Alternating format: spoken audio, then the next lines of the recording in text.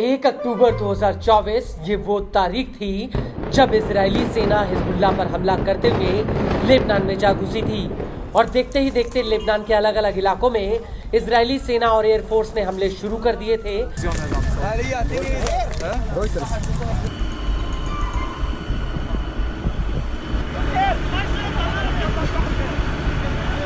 हालांकि Israeli air force ने 27 सितंबर 2024 को एक हवाई हमले में हिजबुल्लाह प्रमुख हसन नसरल्लाह की हत्या कर दी थी। उनके साथ हिजबुल्लाह के कई कमांडर इस हमले में मारे गए थे, लेकिन इतना सब कुछ होने के बावजूद हिजबुल्लाह के लड़ाकों ने इजराइल के आगे हथियार नहीं डाले और दोनों के बीच करीब 1 महीने चले युद्ध के बाद 27 नवंबर 2024 को लेबनान में युद्ध विराम का ऐलान हो जाता है।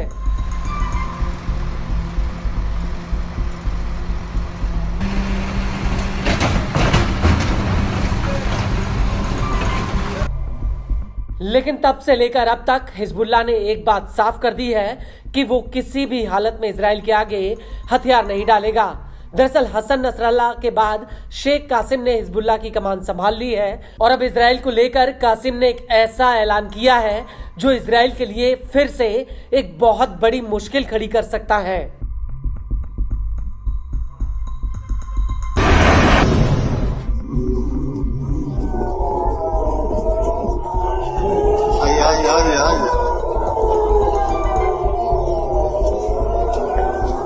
दरअसल शेख कासिम का कहना है कि हिजबुल्लाह की तरफ से युद्ध विराम का उल्लंघन नहीं किया गया है, बल्कि इजराइल बार बार लेबनान में हमले करके युद्ध विराम का उल्लंघन कर रहा है।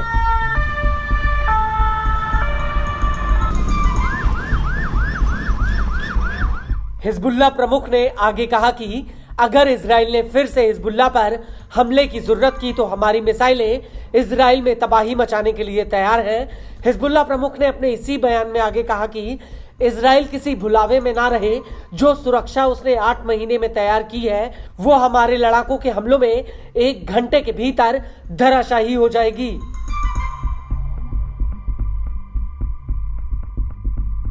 نحن مش موافقين على أي اتفاق جديد غير الاتفاق اللي موجود بين الدولة اللبنانية والكيان الإسرائيلي. مصلحة إسرائيل ما تروح للعدوان الواسع، لأنه إذا راحوا للعدوان الواسع يعني المقاومة ستدافع والجيش سيدافع والشعب سيدافع. هذا الدفاع سيؤدي إلى سقوط صواريخ في داخل الكيان الإسرائيلي। हिजबुल्लाह प्रमुख ने यह भी कहा कि अब इजराइल हिजबुल्लाह के साथ समझौता करके पछता रहा है, क्योंकि यह साफ हो गया है कि इस डील से हिजबुल्लाह अपनी सैन्य ताकत को लेबनान में बनाए रख सकता है और इसी वजह से इजराइल इस समझौते का पालन नहीं कर रहा है।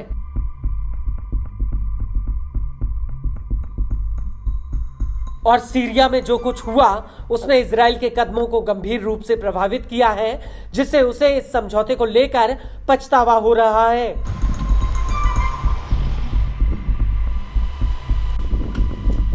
आपको बता दें कि इजराइल के साथ युद्ध विराम को लेकर हिजबुल्लाह प्रमुख ने 2 टूक कह दिया कि अमेरिका जो युद्ध विराम लेकर आया था वो सीधे सीधे इजराइल के हितों को पूरा करते हैं। अमेरिकी राजदूत टॉम बैरक ने तीसरी बार युद्ध विराम को लेकर जो मेमोरेंडम तैयार किया है वो पिछले 2 समझौतों से भी ज्यादा बदतर है, क्योंकि उसमें सबसे बड़ी शर्त ये रखी गई है कि हिजबुल्लाह अपने आधे से ज्यादा सैन्य ढांचे को 1 महीने के भीतर ध्वस्त कर देगा और इसी दौरान इजरायली सेना पूरे लेबनान से निकलने के बजाय 5 प्रमुख ठिकानों में से सिर्फ 3 ठिकानों से बाहर निकलेगी, जहां पर इजराइल ने अभी तक कब्जा करके रखा है।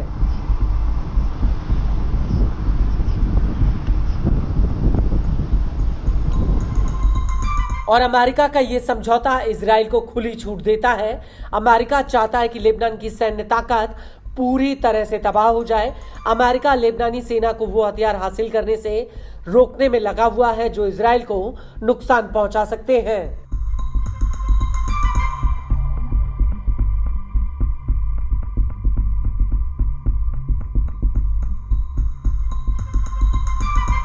हिजबुल्लाह प्रमुख ने अपने इसी बयान में आगे कहा कि अमेरिका ने कई अरब देशों के साथ मिलकर लेबनान को थका दिया है, यह नारा देते हुए कि जो जरूरी है वो तुम करो, हम तुम्हें सब कुछ मुहैया कराएंगे। जो सिर्फ अमेरिका की बात मानने और हिजबुल्लाह के हथियारों को सरेंडर करने से इजराइल की आक्रामकता नहीं रुकेगी। हिजबुल्लाह प्रमुख का कहना है कि ये बात खुद इजरायली अधिकारी मानते हैं कि इतना सब कुछ होने के बावजूद वो नहीं रुकेंगे।